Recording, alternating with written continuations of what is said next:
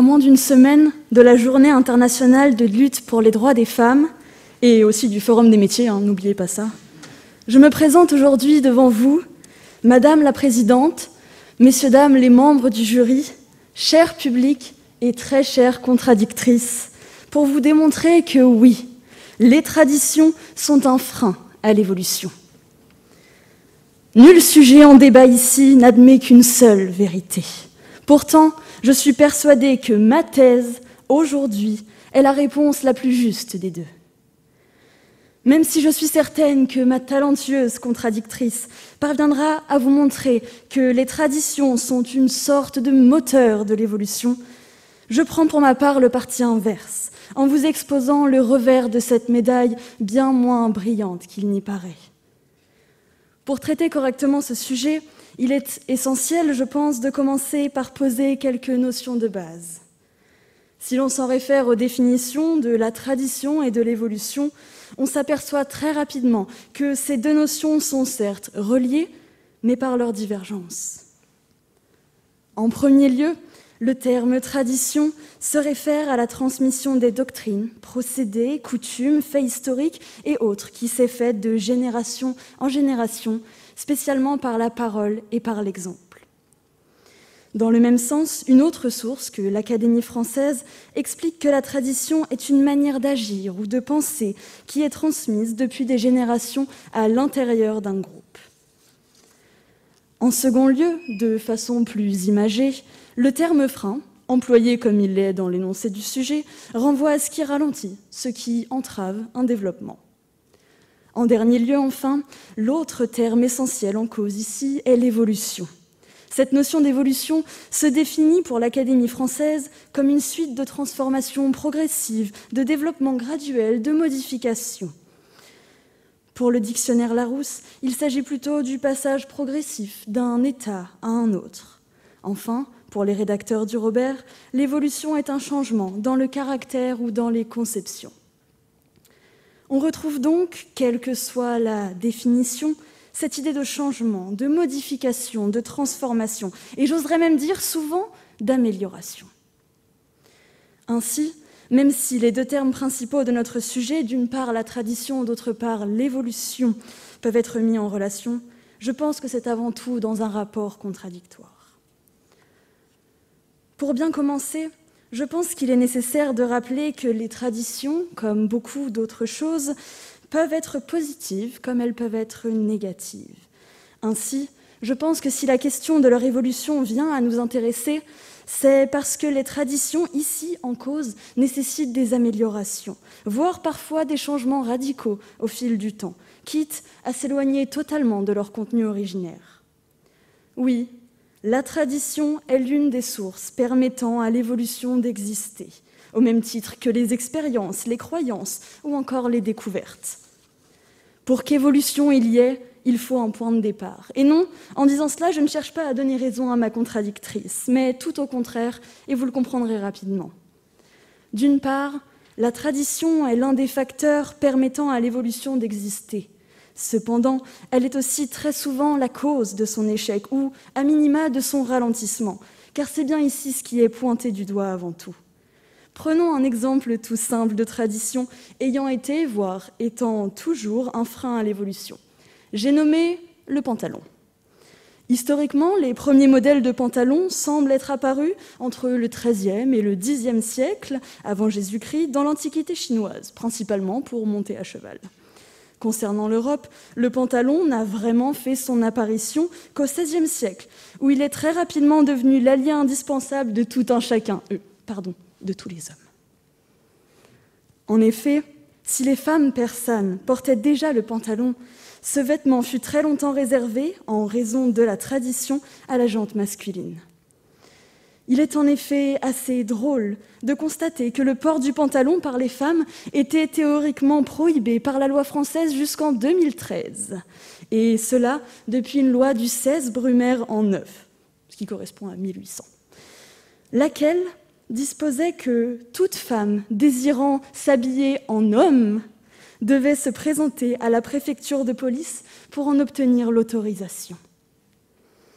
Cette tradition du pantalon masculin remonte à si loin et a été si profondément ancrée dans les esprits qu'il aura fallu plus de 4 siècles en Europe afin que l'évolution puisse aboutir à ce qu'on connaît aujourd'hui. Cet exemple est l'un des très nombreux exemples que je n'aurai pas le temps de développer, mais dans lequel la tradition a été un vrai frein, une épine tenace dans le pied de l'évolution. Pour continuer d'illustrer mon propos, nous pourrions ensuite, par exemple, citer les règles de bienséance, car même si toutes ne sont pas mauvaises ou complètement obsolètes, nous pouvons toujours nous sentir plus légers en sachant que beaucoup d'entre elles ne sont plus attendues en société de nos jours. J'ai ainsi, par exemple, appris que, selon ces règles traditionnelles, il y a 9 choses qu'on ne doit jamais, au grand jamais, dévoiler. Son âge, sa situation financière, les problèmes de famille, la religion, les problèmes de santé, les histoires d'amour, les cadeaux, l'honneur et le déshonneur. En gros, tout ce qui rend nos conversations du quotidien intéressantes. Super. Toutes ces règles, toutes ces traditions ont suivi notre société et certaines existent encore, pour le meilleur comme pour le pire. Bien que, entre parenthèses, la ligne séparatrice entre ces deux notions soit parfois difficile à apercevoir. Par exemple, pensez-vous, cher jury, que ne pas pouvoir ramener, une kalachnikov en plastique à une joute de Rhétorica soit une bonne chose ou une mauvaise chose? Je ne sais pas. Pour revenir à notre propos, et quoi qu'il en soit d'ailleurs, le constat reste le même, chers auditeurs. La tradition, qu'elle soit drôle, utile ou au contraire totalement barbante, est un frein à l'évolution, en ce qu'elle crée une entrave à notre façon de penser et à notre liberté d'action, qui sont, eux, tout au contraire, moteurs de l'évolution.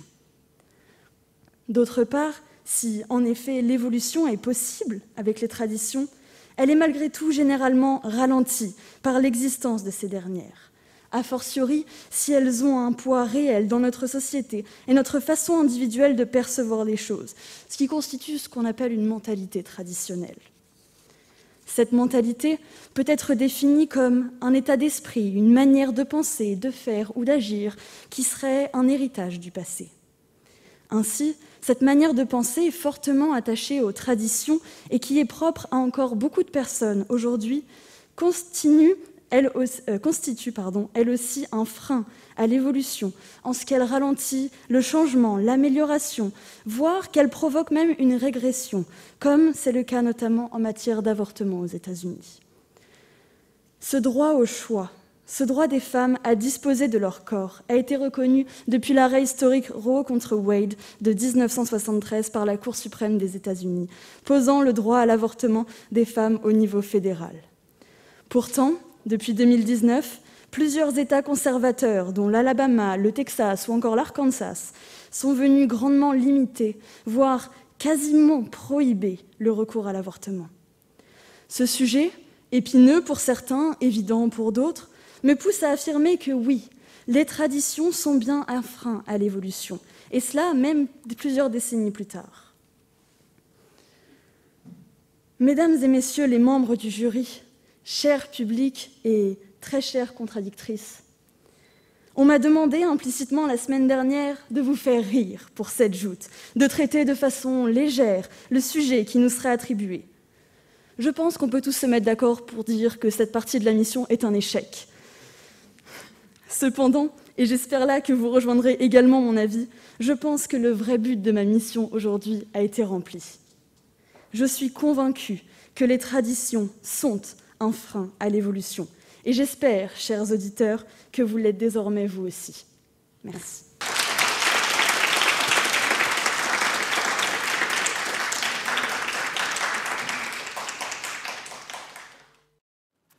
Chers membres du jury, Madame la Présidente, cher public, chère contradictrice. Nos anciens, nos parents, nos grands-parents, on les entend souvent dire que la société a tellement évolué. En parlant de nous, les jeunes d'aujourd'hui, souvent on les entend dire « Oh, à notre époque, ce n'était pas comme ça » ou « À notre époque, cela n'existait pas ». Qui dans cet amphithéâtre ne l'a jamais entendu? Nous allons nous concentrer, comme vous l'avez expliqué, ma chère contradictrice, sur une évolution qui nous concerne tous. le développement sous toutes ses formes, tant matérielles qu'immatérielles, à travers l'économie, le progrès, le social qui va tout au bout permettre le développement de soi. L'évolution est en effet le passage progressif d'un état à un autre, jusqu'au changement et à la modernité. Et la tradition alors, comme vous l'avez définie, comment pouvons-nous la définir? Qu'est-ce que cela peut signifier? On retiendra que c'est une action, une façon ou une manière de transmettre un savoir abstrait ou concret, de génération en génération, par parole ou par écrit, une forme d'héritage, me direz-vous. En effet, 3 mots résument parfaitement la tradition. Communiquer, transmettre, apprendre. Cette notion est très vaste, c'est bien pour cela qu'elle a été mise au pluriel. Elle aurait 1000 significations. Tradition artistique, esthétique, juridique, théâtrale, mystique, philosophique, religieuse, culturelle. Permettez-moi, vous qui m'écoutez, de vous donner un exemple primordial, la rhétorique, ce pourquoi nous sommes ici aujourd'hui. Et elle-même une longue tradition. Des grands orateurs grecs antiques jusqu'aux hommes politiques d'aujourd'hui, la rhétorique a connu des évolutions, ne serait-ce que pour la langue et pour le lieu où elle se pratique. Aujourd'hui, plus besoin d'aller à l'agora pour entendre des discours. La rhétorique se fait partout, en effet, dans les parlements, les tribunaux, les cours, au café et même ici entre nous à l'université. Cette tradition orale s'est transmise de siècle en siècle en s'adaptant à son temps, sans perdre son charme et sa beauté, et encore moins son utilité. Oui, je vous le confirme, la rhétorique est restée une tradition, et encore plus pour nous, étudiants de droit. Et elle s'est tout de même modernisée.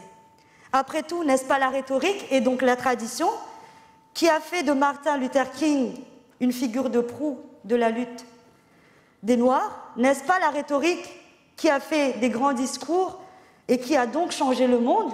N'est-ce pas la rhétorique qui tend vers un monde meilleur? La tradition demeure, le développement passe, et heureusement pour nous. La tradition est une partie de notre génétique, parfois cachée, mais elle est bien présente. L'auteur, Eric Hobsbawm, dans L'invention de la tradition, nous rappelle: dans les sociétés traditionnelles, la tradition a une double fonction du moteur et du volant. Elle n'exclut pas l'innovation et le changement, à la condition d'un changement qui soit en apparence compatible avec ceux qui le précèdent, voire identique à lui. Comme vous pouvez le constater, jeunes gens, chères contradictrices, il est possible d'user de la tradition tout en connaissant le progrès. Mais je ne pense pas qu'il faut aussi peu pour vous convaincre, n'est-ce pas? Vous allez trouver de quoi me contredire, après tout, quel est votre rôle?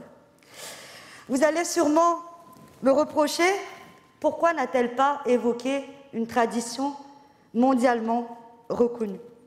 En effet, il est impensable de parler de tradition sans mentionner Noël. En Alsace, Noël a une résonance particulière. Il s'agit d'une tradition qui s'est formée progressivement depuis la fin du Moyen-Âge. Une tradition ancienne qui a généré de nombreuses coutumes et suscité récemment un tourisme de Noël à Strasbourg. Bien que cette ville est restée assez traditionnelle, cela n'a pas ralenti ou freiné son développement, ni son évolution, tant à l'échelle nationale mais aussi mondiale. En effet, Strasbourg est une ville majeure, moderne de l'Union européenne, choisie d'ailleurs pour accueillir le Conseil de l'Europe au lendemain de la Seconde Guerre mondiale. Tout un quartier de Strasbourg est aujourd'hui dédié aux institutions européennes. Enfin, puisqu'on est entre nous, je vais vous raconter une petite anecdote. En arrivant en France métropolitaine, lorsque je dis à certaines personnes d'où je viens ou où est-ce que j'habitais, ils ont souvent tendance à me dire « Comment vous faites-vous pour vous déplacer à La Réunion? Y a-t-il des maisons en béton chez vous ?» Je souris et je leur réponds « Eh bien, on se déplace avec les chameaux, comme dans la savane. » Le chameau est en effet notre moyen de transport. On passe le permis même pour ça. Ou parfois même en pirogue sur les rivières où nagent les crocodiles. Tiens, il y a Pumba et Timon qui dansent le Sega et Pumba qui se gratte contre un arbre. Effectivement, nous vivons dans des maisons en tôle, ramassées par les pêcheurs sur le dos des baleines. Lorsque j'ai vu le sujet que je devais traiter en ce jour, j'ai compris pourquoi ces personnes posaient ces questions. Attention, elles ne sont pas anodines. En effet, La Réunion reste une île très traditionnelle. Ceci peut être expliqué par son histoire. Ces communautés de différentes ethnies qui vivent en harmonie, très ancrées dans leurs traditions. Par exemple, des traces des traditions africaines ou malgaches, la vie en présence des Indiens, des Chinois, des traditions et des ancêtres chinois, témoignent de cette harmonie liée à la diversité culturelle, héritage de plus de 3 siècles. Au-delà du vivre ensemble et la tolérance, on est dans l'ouverture culturelle de l'autre et pour l'autre, et c'est la tradition réunionnaise. Cependant, cela n'a pas empêché, chère contradictrice, une évolution économique, sociale, qui permet à chacun de se développer, donc finalement un développement de soi. En effet, les bâtiments modernes sont venus remplacer les anciennes constructions, comme la case longtemps, mais nous ne sommes pas près de les abandonner. De nombreuses maisons sont restaurées pour respecter les normes en vigueur, et les nouvelles construites s'inspirent des modèles d'autrefois. Alors oui, nous gardons les traditions transmises de génération en génération, mais nous constatons également une évolution importante et accélérée. Je tiens à préciser, mes chers amis, que pour arriver jusqu'à vous, je ne suis ni venue à la nage, ni en bateau, encore moins en chameau. Le permis n'est pas valable ici. Ainsi, l'évolution de nombreuses sociétés montre bien que la modernité, le changement, n'est pas antithèse de la tradition. En effet, la tradition et l'évolution coexistent, cohabitent, se complètent. Si le développement était une voiture, alors la tradition en serait le moteur, comme vous l'avez dit, chère contradictrice. Beaucoup d'eau a coulé dans les docks du Havre. Au rythme des transports, du développement rapide, mais les docks, eux, restent là. Tel est le rôle de la tradition. Rester au gré du changement pour nous rappeler où nous sommes, qui nous sommes, tout en veillant au développement produit par l'homme et pour l'homme. Chers membres du jury, Madame la Présidente, cher public, chère contradictrice, une vieille tradition réunionnaise veut que l'on invite, après un long discours, faute de pouvoir vous servir, je vous invite quand même, chère Alice. Oui, je vous invite à réfléchir sur notre rôle dans la construction de la société, mais surtout dans la construction de notre monde, car savoir d'où l'on vient, c'est aussi savoir où l'on va. Merci.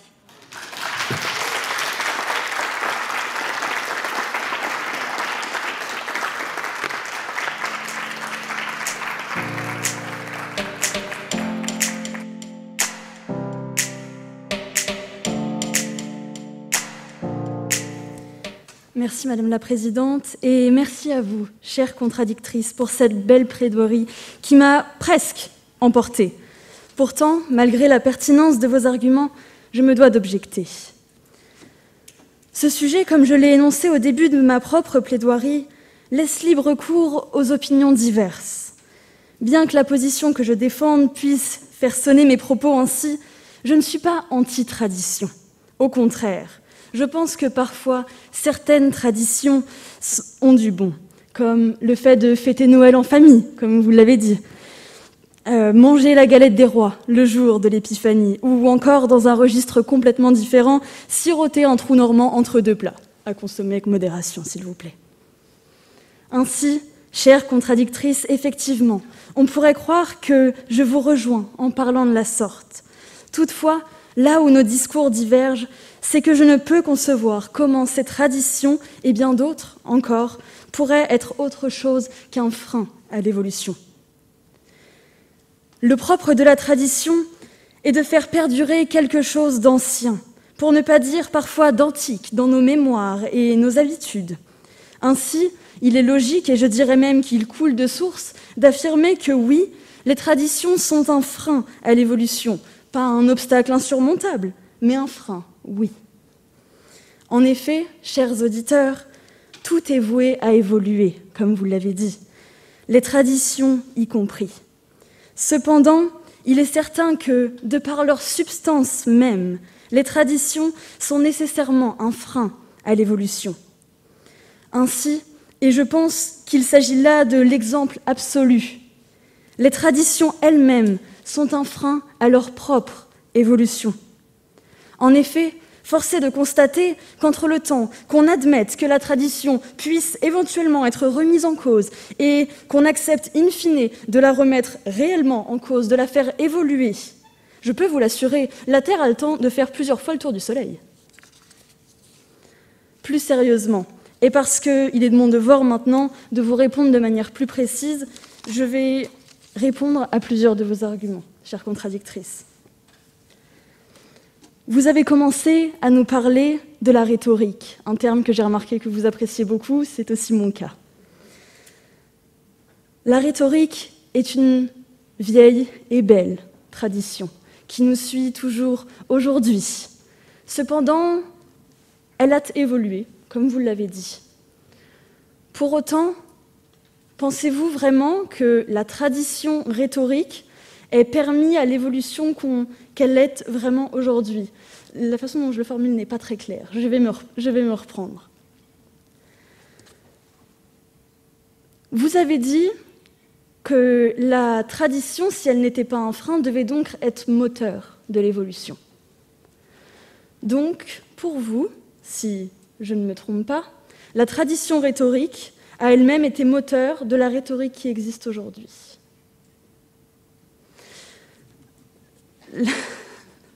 Monsieur Chabal.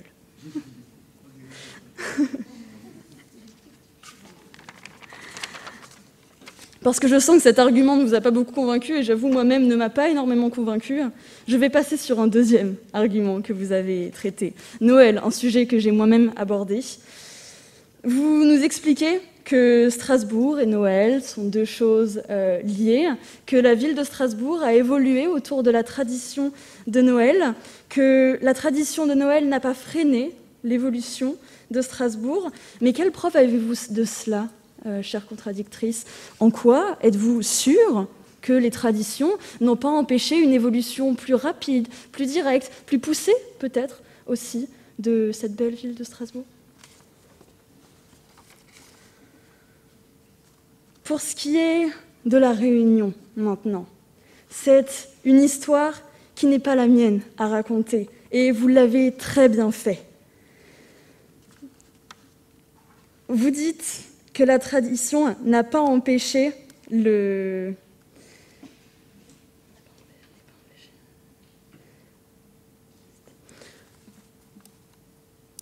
Vous avez expliqué que la tradition a permis d'évoluer, mais qu'au final, elle est toujours derrière, elle n'est pas oubliée. Donc, est-ce vraiment une évolution liée à la tradition, ou est-ce que la tradition, au contraire, freine cette évolution en gardant, excusez-moi du terme, une certaine emprise sur cette évolution qui se produit? J'aurais pu prendre le parti de faire une énumération d'exemples pour plaider ma thèse devant vous. Toutefois, je préfère essayer de dégager, comme vous l'avez fait, chère contradictrice, quelques arguments forts, appuyés d'exemples tout aussi parlants. Pourtant, les exemples de tradition étant un frein à l'évolution sont en réalité infinis, car comme je l'ai dit, de par leur nature même, les traditions ne peuvent être autre chose qu'un frein à l'évolution.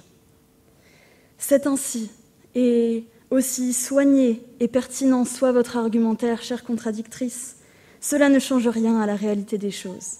Les traditions, que vous le vouliez ou non, sont un frein à l'évolution. Merci.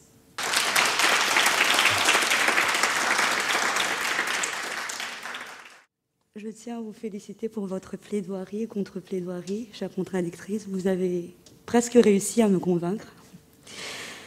Je vais commencer par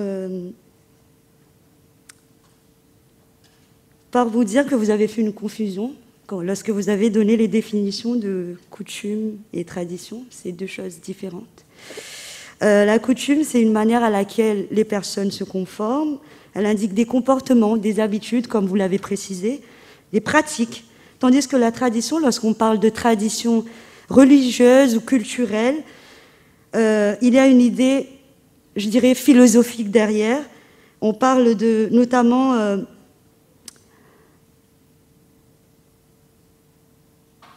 cela nous fait plutôt penser à des idées et leur transmission dans le temps, de génération en génération. Donc, vous avez fait une confusion entre les deux.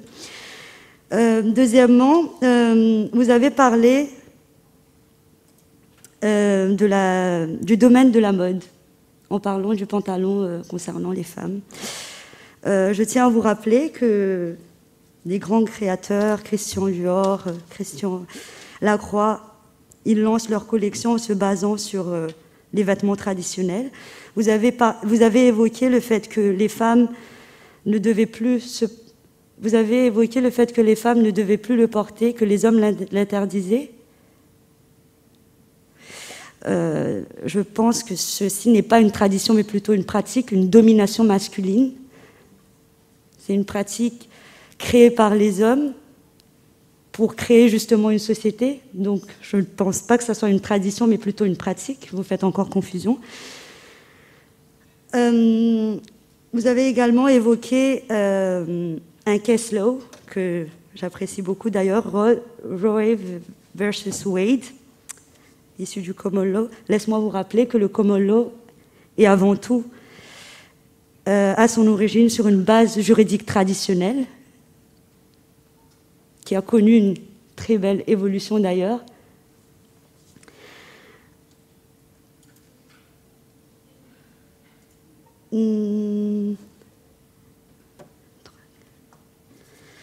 Vous avez également rétorqué ce que j'ai dit par rapport à la rhétorique, comme quoi je ne vous ai pas convaincu.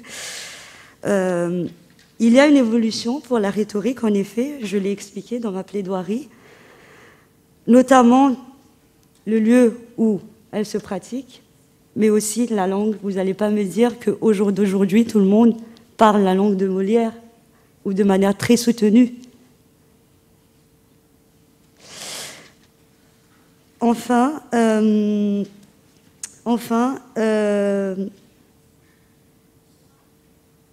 vous avez également évoqué le fait que la tradition est un frein pour l'évolution, en évoquant les mentalités qui devraient changer.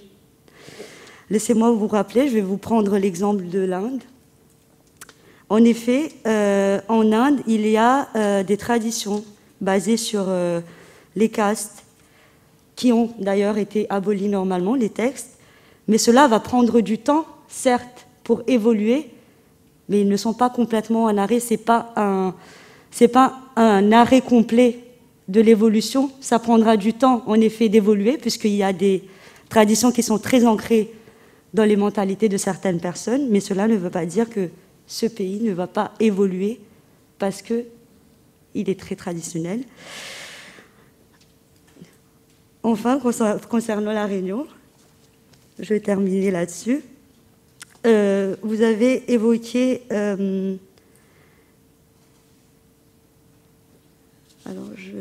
vous avez évoqué le fait que ce n'est pas votre histoire, et je comprends bien. Laissez-moi vous rappeler, ma très chère amie Jeanne, elle me l'a dit avant que je passe aujourd'hui, qu'une personne et un pays sans tradition, c'est comme une coquille vide. Et en effet, je ne pense pas que l'évolution existerait sans une base, sans les traditions. Et voilà.